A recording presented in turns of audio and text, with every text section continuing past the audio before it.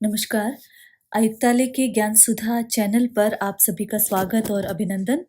ज्ञान सुधा पर हम विभिन्न विषयों पर प्रतियोगी परीक्षाओं संबंधित महत्वपूर्ण सामग्री जुटाने का प्रयास छात्र हित में कर रहे हैं। उसी संदर्भ में हम बात कर रहे हैं हिंदी भाषा, साहित्य और काव्य शास्त्र के विभिन्न उपविषयों पर। और आज हमने जो विषय लिया है वो है सूर और उनका भ्रमर गीत। जैसा कि विदित है, सूरदास और उनका जो भ्रमर गीत सार है वो न केवल नेट, सेट और असिस्टेंट प्रोफेसर हिंदी परीक्षा के पाठ्यक्रम की विषय वस्तु है, वरन स्नातक पूर्वार्ध के भी जो व्याख्यात्मक पक्ष है, प्राचीन काव्य और मध्यकालीन काव्य, वहाँ पर भी यह उपविषय समावेशित है। जब हम सूरदास को पढ़ते हैं और सूरदास का अध्ययन करते हैं तो वो हिंदी साहित्य के भक्ति काल में उनका समय ठहरता है। और भक्ति काल जैसा कि विदित है, उसकी हमने अध्ययन सौलभ्य की दृष्टि से और रचनात्मक दृष्टि से उसे दो शाखाओं में बांटा गया है, जिसे राम भक्ति शाखा और कृष्ण भक्ति शाखा कहा गया। और ये दोनों ही शाखाएं सगुणोपासना या सगुण भक्ति से संबंधित है। जब हम कृष्ण भक्ति शाखा के बारे में बात करते हैं तो कृष्ण भक्ति शाखा जैसा कि विदित है, नाम से ही वहाँ कृष्ण के उपासना की गई है और विभिन्न भक्ति के विभिन्न माध्यमों से वहाँ कृष्ण की उपासना की गई है। विभिन्न संप्रदाय वहाँ पर प्रचलित हुए और किस प्रकार जो कृष्ण के विभिन्न रूपों की वहाँ पर भक्ति की गई, इन सभी से संबंधित जो रचनाएं हैं वो इस शाखा के अंतर्गत आती है। आज के इस कालांश में हम कृष्ण भक्ति, काव्यधारा और सूरदास के संबंध में जो महत्वपूर्ण तथ्य है, जो कि विगत परीक्षाओं में पूछे गए हैं, उन पर हम सरसरी दृष्टि से चर्चा करेंगे। और तदुपरांत आने वाले कालांशों में हम भ्रमर गीत का जो व्याख्यात्मक पक्ष है, जो कि स्नातकोत्तर में भी समावेशित है, राष्ट्रीय पात्रता परीक्षा में भी जो पद समावेशित है, और साथ ही असिस्टेंट प्रोफेसर हिंदी जो राजस्थान लोक सेवा आयोग द्वारा परीक्षा संपादित होने वाली है, उसमें जो पद समावेशित हैं, उन सभी पदों का सिलसिलेवार अध्ययन करेंगे। तो पहले कृष्ण भक्ति शाखा के संबंध में जो महत्वपूर्ण तथ्य है, आज हम उन पर बात करते हैं। ये प्रश्न अक्सर पूछा जाता है कि सर्वप्रथम कृष्ण का उल्लेख यदि ऋग्वेद में देखा जाए तो किस प्रकार मिलता है। तो ऋग्वेद के अष्टम मंडल में कृष्ण का सर्वप्रथम उल्लेख एक ऋषि के रूप में मिलता है। तो वहाँ कोई भगवान के रूप में नहीं, एक ऋषि के रूप में सर्वप्रथम कृष्ण का उल्लेख देखा गया है और ये ऋग्वेद के अष्टम मंडल में है। यदि इसके बाद उपनिषदों में देखा जाए तो महानारायण उपनिषद में विष्णु का पर्यायवाची शब्द वासुदेव मिलता है, विष्णु का पर्यायवाची शब्द मिलता है। और जो हम जिस कृष्ण की बात करते हैं, कृष्ण भी वासुदेव का ही पर्यायवाची है। यदि इसी तरह छांदोग्य उपनिषद में बात करें, चूंकि हम उपनिषदों की बात कर रहे हैं, तो छांदोग्य उपनिषद में कृष्ण देवकी के पुत्र के रूप में वर्णित है और उसमें यह भी वर्णित है कि जिन्हें आंगिरस घोर ऋषि ने शिक्षा दी थी। तो छांदोग्य उपनिषद में देवकी पुत्र के रूप में कृष्ण का उल्लेख आता है। महाभारत में यदि देखें तो कृष्ण विष्णु के ही अवतार माने गए हैं और भगवत गीता में भी श्री कृष्ण को विष्णु का पूर्ण अवतार माना गया है। यदि भागवत पुराण की बात करें तो भागवत पुराण के आधार पर जो प्रथम संप्रदाय है वो माधव संप्रदाय है, जिसमें द्वैतवाद के सिद्धांत पर कृष्ण की उपासना पर जोर दिया गया है।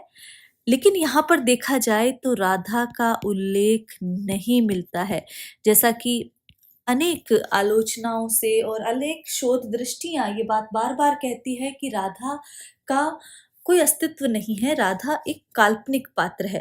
तो यहाँ पर भी इस दृष्टि से देखा जा सकता है कि राधा का उल्लेख यहाँ पर नहीं मिलता है। भागवत पुराण में देखें तो एक गोपी का उल्लेख अवश्य मिलता है, जिसके बारे में ये कहा गया कि उसने पूर्व जन्म में श्री कृष्ण की आराधना की है और इसीलिए वह श्री कृष्ण को विशेष प्रिय है। बाद में ये तथ्य भी दिए गए कि ये आराधना जो शब्द है इसी से राधा की उत्पत्ति प्रतीत होती है। यदि हम देखें तो अब तक हुई यदि खोजों को देखें तो गोपाल तापनी उपनिषद में राधा की चर्चा कृष्ण की प्रेयसी के रूप में सबसे पहले मिलती है। तो ये तथ्य भी ध्यान रखना चाहिए कि जो गोपाल तापनी उपनिषद है वहां पर राधा की चर्चा कृष्ण की प्रेयसी के रूप में मिलती है। इसी तरह यदि हम देखें तो विष्णु स्वामी और निम्बार्क जो संप्रदाय है वहां पर भी राधा का निर्देश है।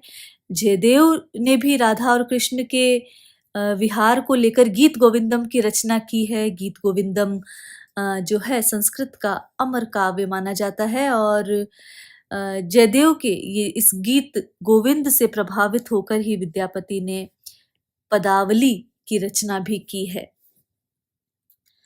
वल्लभाचार्य कृष्ण भक्ति काव्यधारा में महत्वपूर्ण स्थान रखते हैं और वल्लभाचार्य ने ब्रह्म के सगुण रूप का पारमार्थिक और निर्गुण को उसका अपूर्ण रूप कहा है।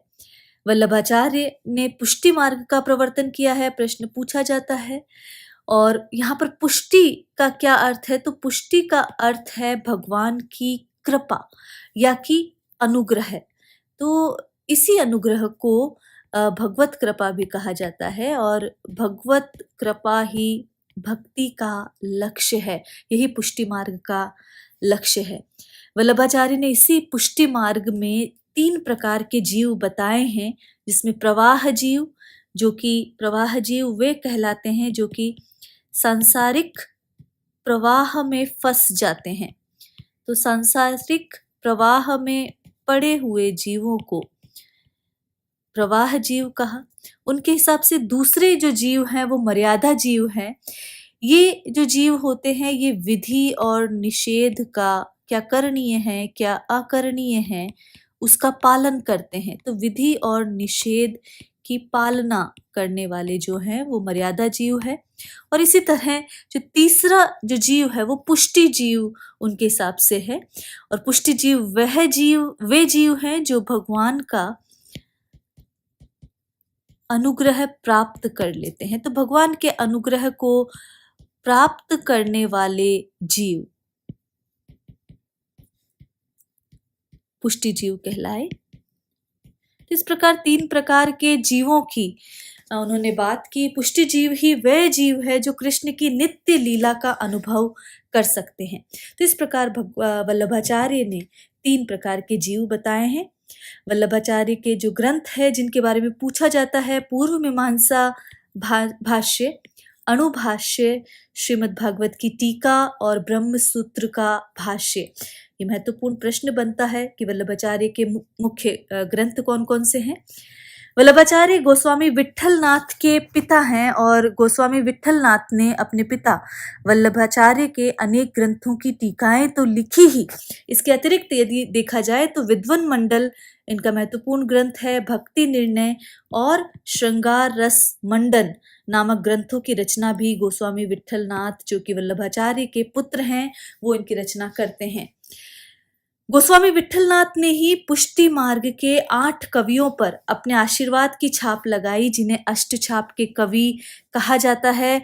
और इसी के आधार पर अष्टछाप की स्थापना हुई और यह स्थापना 1565 में मानी जाती है।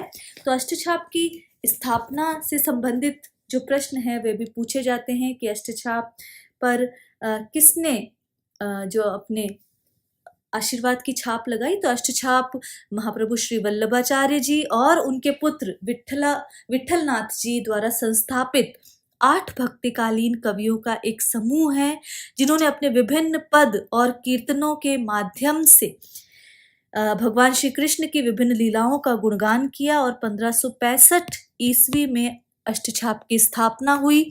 अष्टछाप को अष्ट सखा भी कहा जाता है, क्योंकि ये 8 भक्त श्रीनाथ की अष्टयाम जो सेवा है उसमें अंतरंग सखा के रूप में जाने जाते हैं। तो इस पर भी महत्वपूर्ण प्रश्न बनते हैं।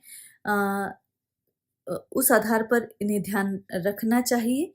तो अष्टयाम को यदि देखा जाए तो बहुत पुराना जो परिपाटी रही है अष्टयाम की पूजा अर्चना की, और 8 प्रहर की सेवा पूजा का विधान जो है वैष्णव मंदिरों में वो अष्टयाम कहलाता है, जिसमें मंगला, श्रृंगार, ग्वाल, राजभोग, उत्थापन, भोग, संध्या आरती और शयन के नाम से ये जो कीर्तन सेवाएं हैं उनमें इसका उल्लेख किया जाता है।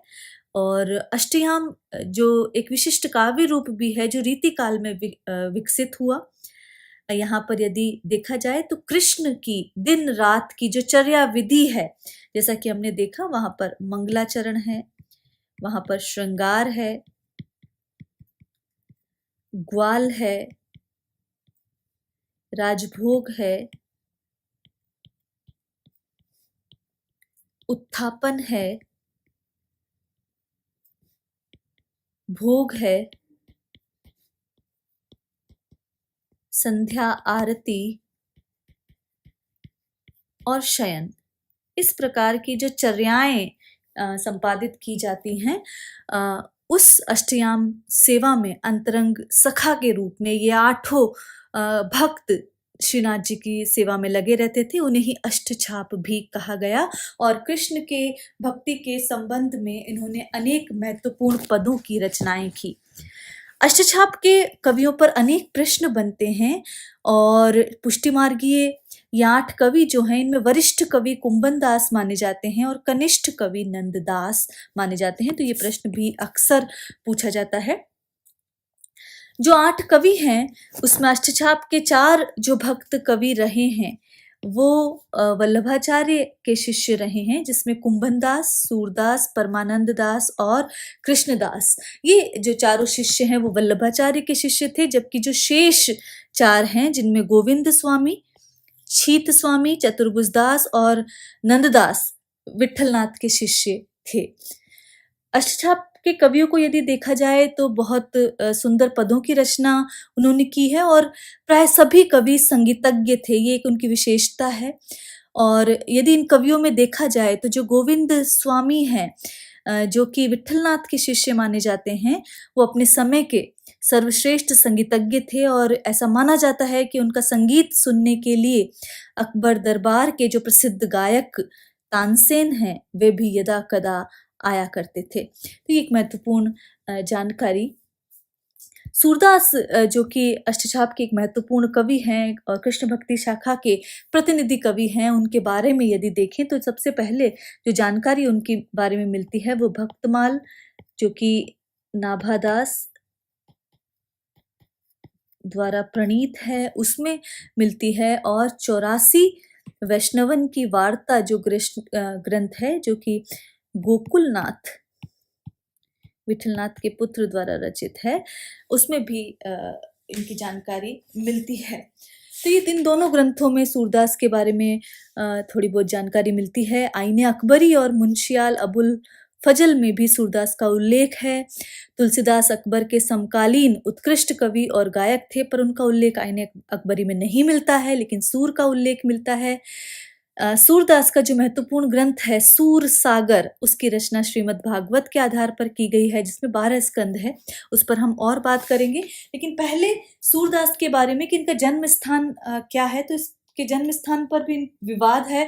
डॉक्टर नगेंद्र अपने इतिहास में लिखते हैं कि इनका जन्म दिल्ली के निकट सिही नामक ग्राम में हुआ, जबकि आधुनिक शोधों के आधार पर यदि देखें तो इनका जन्म स्थान मथुरा के निकट रुनकता जो ग्राम है वो माना गया है।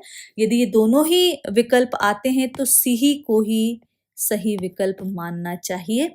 इनका मृत्यु काल 1583 ईस्वी या कि 1640 विक्रम स्थान है और पारसोली गांव पर इनका देहावसान हुआ, ऐसा कहा जाता है। इनका गुरु का नाम वल्लभाचार्य है जो कि पुष्टि मार्ग के प्रणेता माने जाते हैं। पुष्टि मार्गीय भक्ति का उन्होंने उल्लेख किया है। पारसोली में वल्लभाचार्य जी से इनकी भेंट हुई है लगभग 1509-10 ईस्वी में। ये प्रारंभ में सूर जो है वो दास्य और विनय भाव की भक्ति से लेखन करते थे, लेकिन बाद में जब उन्होंने कहा सूर वे के काहे घिघियात है, तो गुरु वल्लभाचार्य की आज्ञा पर उन्होंने सख्य, वात्सल्य और माधुर्य भाव पद्धति को अपनाया। इनकी, जैसा कि हमने सूरसागर की बात की, सूरसागर की जो रचना है वो जो एक महत्वपूर्ण सर्वश्रेष्ठ कृति मानी जाती है सूरदास की, इसकी रचना यदि देखें तो श्रीमद् भागवत के आधार पर ये रचना हुई है और इसमें 12 स्कंद हैं। ये महत्वपूर्ण बात है। श्री कृष्ण सूरसागर जो है सूरदास की सर्वश्रेष्ठ कृति मानी जाती है। प्रमुख उपजीव्य यदि आधार स्रोत देखें तो 46वां और 47वां अध्याय माना जाता है, जो कि 10वें स्कंद का है। काशी नागरी प्रचारणी सभा से इसका प्रकाशन हुआ है सर्वप्रथम, और भागवत पुराण की तरह इसका विभाजन भी 12 स्कंधों में किया गया है। प्रथम स्कंद में देखा जाए तो विनय के पद मिलते हैं, अगर प्रमुखता से देखें। द्वितीय स्कंद के बाद द्वितीय से अष्टम तक विष्णु के अवतारों का उल्लेख है, पौराणिक कथाओं का उल्लेख है, और नवम स्कंद यदि देखते हैं तो वहां रामावतार की कथा है, और इसमें वाल्मीकि रामायण से प्रभावित है। दशम स्कंद का प्राधान्य है, सबसे बड़ा जो स्कंद है वो दशम स्कंद है सूरसागर का, और इसके पूर्वार्ध में 3494 पद हैं और उत्तरार्ध में 138 पद माने गए हैं। तो ये भी एक महत्वपूर्ण तथ्य। पूर्वार्ध में श्री कृष्ण का बाल जीवन का विस्तार से वर्णन है, और उत्तरार्ध में द्वारिका गमन से लेकर अंत तक श्री कृष्ण की जीवनी वर्णित है। तो यदि सूरदास के बारे में कहा जाए कि वो वात्सल्य और श्रृंगार के कवि हैं, और यदि संपूर्ण विश्व साहित्य में कोई भी कवि वात्सल्य के क्षेत्र में उनके समकक्ष नहीं है, तो ये कोई अतिशयोक्ति नहीं होगी। हजारी प्रसाद द्विवेदी भी सूरसागर को स्त्री चरित्र का विशाल काव्य इन्होंने कहा है। तो स्त्री चरित्र का विशाल काव्य हजारी प्रसाद द्विवेदी सूरसागर को बताते हैं। तो ये एक महत्वपूर्ण तथ्य। इनका जो दूसरा महत्वपूर्ण ग्रंथ देखें, एक मुख्य कथन है शुक्ल का कि सूरसागर किसी चली आती हुई गीत काव्य परंपरा का, चाहे वह मौखिक ही रही हो, पूर्ण विकास सा प्रतीत होता है। तो चूंकि गीति काव्य में महत्वपूर्ण भूमिका निभाता है, इसलिए शुक्ल ये बात लिखते हैं। साहित्य लहरी इनका दूसरा महत्वपूर्ण ग्रंथ है, जो कि नायिका भेद से संबंधित ग्रंथ माना जाता है, काव्य शास्त्रीय ग्रंथ है और श्रृंगार ग्रंथ है। और इस ग्रंथ में सूर के दृष्टकूट जो पद हैं, जो अर्थ गोपन या रहस्यपूर्ण अर्थ शैली में जो पद लिखे गए हैं, वो संकलित हैं, और ये काव्य रूढ़ियों में निबद्ध होने के कारण दुरूह माने गए हैं। अलंकार निरूपण की दृष्टि से भी इस ग्रंथ का अत्यधिक महत्व माना जाता है, और नायिका भेद से संबंधित श्रृंगार ग्रंथ है। सूर जो एक और जो महत्वपूर्ण ग्रंथ इनका सूर सारावली है, वो सूरसागर की ही विषय सूची कहा जाता है। सूरदास के गे पद मुक्तक है, मुक्तक होते भी उनमें प्रबंधात्मकता का रस देखा जा सकता है। यदि सूरदास के संबंध में परीक्षापयोगी दृष्टि से विशेष तथ्यों को देखा जाए और जो प्रश्न बन पड़े हैं उनको देखा जाए, तो सूरदास को खंजन नयन, भावाधिपति, वात्सल्य रस सम्राट, जीवनोत्सव का कवि, पुष्टि मार्ग का जहाज आदि संज्ञाओं से पुकारा जाता रहा है। आचार्य रामचंद्र शुक्ल ने इन्हें वात्सल्य रस सम्राट और जीवनोत्सव का कवि कहा है। पूछा जाता है, गोस्वामी विट्ठलनाथ जी ने इनकी मृत्यु के समय इनको पुष्टि मार्ग का जहाज कहकर पुकारा था। इसकी मृत्यु पर उन्होंने लोगों को संबोधित करते हुए कहा था कि पुष्टि मार्ग को जहाज जात है, सुजाको कछु लेना होए सो ले लेऊ। ये बात वो कहते हैं। यदि देखा जाए तो हिंदी साहित्य जगत में भ्रमर गीत परंपरा का समावेश सूरदास द्वारा ही माना जाता है और सूरदास के पश्चात भ्रमर गीत काव्य परंपरा के सर्वाधिक ख्याति प्राप्त कवि नंददास माने जाते हैं, जिनका भंवर गीत एक उच्च कोटि की रचना मानी जाती है। नंददास की कीर्ति का आधार यद्यपि रास पंचाध्यायी है, ये अलग बात है। एक और जो कि कनिष्ठ कवि हैं अष्टछाप के, उनकी बात हम कर रहे हैं। आचार्य शुक्ल ने इनके परवर्ती कवियों को सूरदास की झूठन ही बताया है, क्योंकि साहित्य जगत में ऐसा कोई शब्द और विषय नहीं है जो कि सूर के काव्य में प्रयुक्त नहीं हुआ है। तो अष्टछापीय कवियों में सूर जो है वात्सल्य रस के सम्राट माने जाते हैं। और यदि सूर के बाद वात्सल्य का सर्वश्रेष्ठ चित्रण यदि किसने किया है, ये प्रश्न भी पूछा जाता है, तो वो परमानंद दास हैं। तो ये भी एक तथ्य यहाँ पर ध्यातव्य है।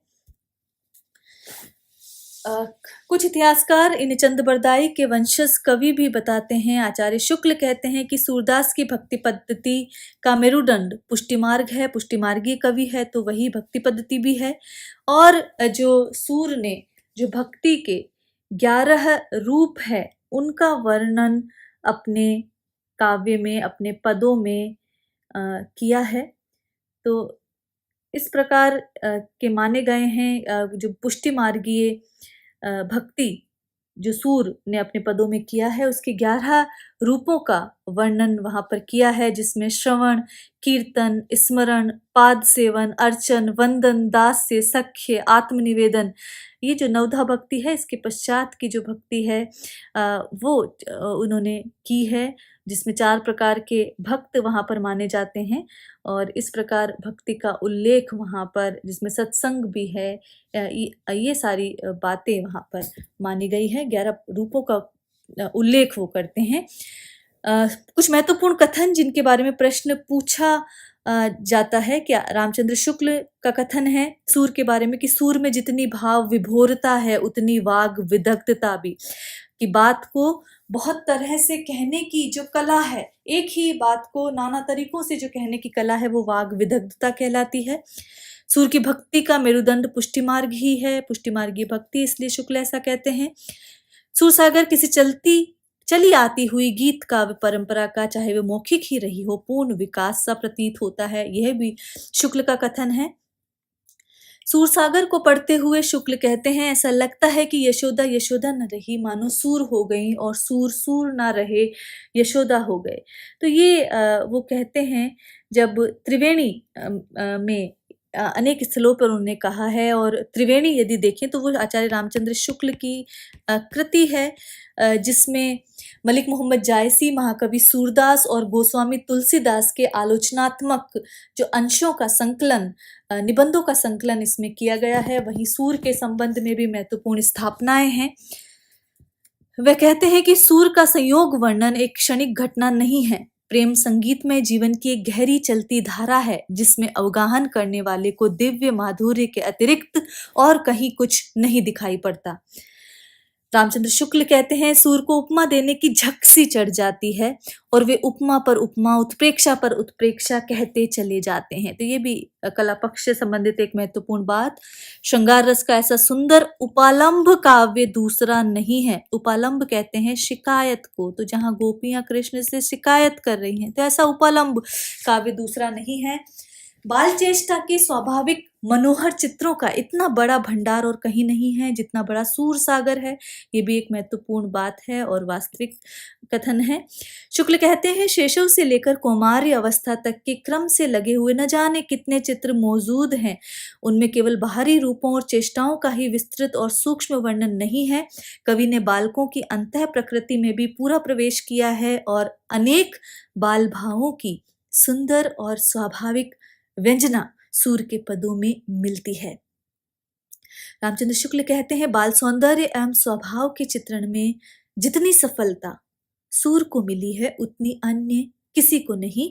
वे अपनी बंद आंखों से वात्सल्य का कोना कोना झांक आए हैं। ये बात भी शुक्ल कहते हैं। हजारी प्रसाद द्विवेदी ने भी महत्वपूर्ण बातें कही हैं और उन्होंने लिखा है कि सूरसागर में इतना अधिक राग है, चूँकि बहुत अधिक राग रागिनियाँ हैं, वहाँ राग घनाक्षरी हैं और विभिन्न राग रागिनियों में जो राग केदारी, राग मलार, राग सारंग, राग टोडी, राग नट, राग मलार, राग आसावरी, राग बिहागरो, राग कान्हरो, विभिन्न रागों का वहाँ जिक्र है। इसीलिए द्विवेदी कहते हैं कि सूरसागर में इतने अधिक राग हैं कि उन्हें देखकर समस्त जीवन संगीत साधना में अर्पित कर देने वाले आज के संगीतज्ञों को भी दांतों तले उंगली दबानी पड़ती है। हजारी प्रसाद द्विवेदी कहते हैं कि सबसे बड़ी विशेषता सूरदास की यह है कि उन्होंने काव्य में अप्रयुक्त एक भाषा को इतना सुंदर, मधुर और आकर्षक बना दिया कि लगभग 400 वर्षों तक उत्तर पश्चिम भारत की कविता का सारा राग विराग, प्रेम प्रतीति, भजन भाव उसी भाषा के द्वारा अभिव्यक्त हुआ। तो ये कुछ महत्वपूर्ण कथन हैं जब हम सूरदास को पढ़ते हैं। सूरदास के ग्रंथ सूरसागर पर और उस पर भी हम भ्रमर गीत सार पर चर्चा आने वाली कालांशों में करेंगे। उसके व्याख्यात्मक पक्ष पर तो बात करेंगे ही, साथ ही साथ उसके तथ्यात्मक पक्ष पर और भ्रमर गीत परंपरा पर भी हम आने वाली कक्षाओं में चर्चा करेंगे। आज के लिए इतना ही। नमस्कार।